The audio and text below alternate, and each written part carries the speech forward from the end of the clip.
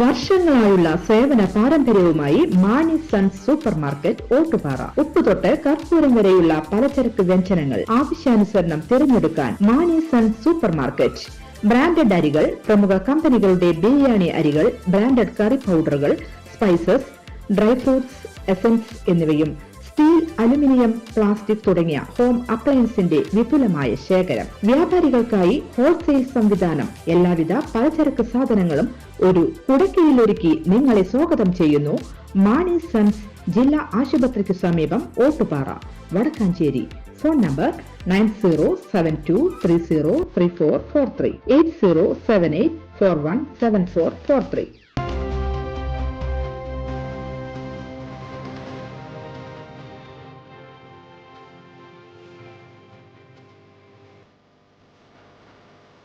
നമസ്കാരം, എഡിറ്റർ ന്യൂസിലേക്ക് സ്വാഗതം.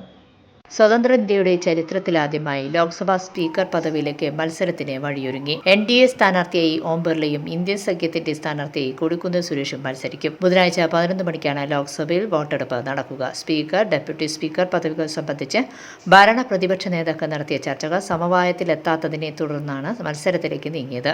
മുഖ്യ പ്രതിപക്ഷ കക്ഷിക്ക് പ്രോട്ടേം സ്പീക്കർ സ്ഥാനമെന്നതാണ് ലാക്സിൽ കീഴ്വഴക്കമാണെങ്കിലും കഴിഞ്ഞ 2 തവണയും ഇത് നിഷേധിക്കപ്പെട്ടിരുന്നു. ഇത്തവണ പ്രതിപക്ഷത്തിൻ്റെയും കോൺഗ്രസിൻ്റെയും അംഗബലം ഉയർന്നതോടെ സ്പീക്കർ പദവി ലഭിച്ചേ തീരൂ എന്ന നിലപാടിലായിരുന്നു ഇന്ത്യ സഖ്യം.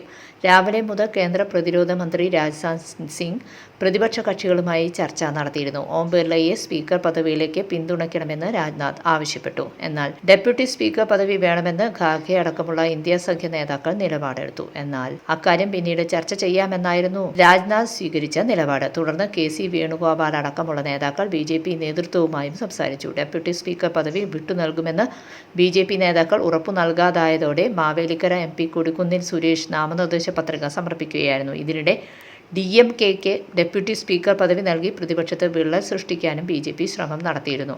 രാജസ്ഥാനിലെ കോട്ടയിൽ നിന്നുള്ള MP-യായ ഓം ബിർള 17ാം ലോക്സഭയിലും സ്പീക്കറായിരുന്നു. 8 തവണ ലോക്സഭാ MP ആയിട്ടുള്ള കൊടിക്കുന്നിൽ സുരേഷ് നേരത്തെ പ്രോടൈം സ്പീക്കർ പദവിയിൽ നിന്നും തഴയപ്പെട്ടിരുന്നു. ഇതേ തുടർന്ന് കൊടിക്കുന്നിലും മറ്റു പ്രതിപക്ഷ അംഗങ്ങളും പ്രോടൈം സ്പീക്കറെ സഹായിക്കാനുള്ള പാനലിൽ നിന്ന് പിന്മാറിയിരുന്നു.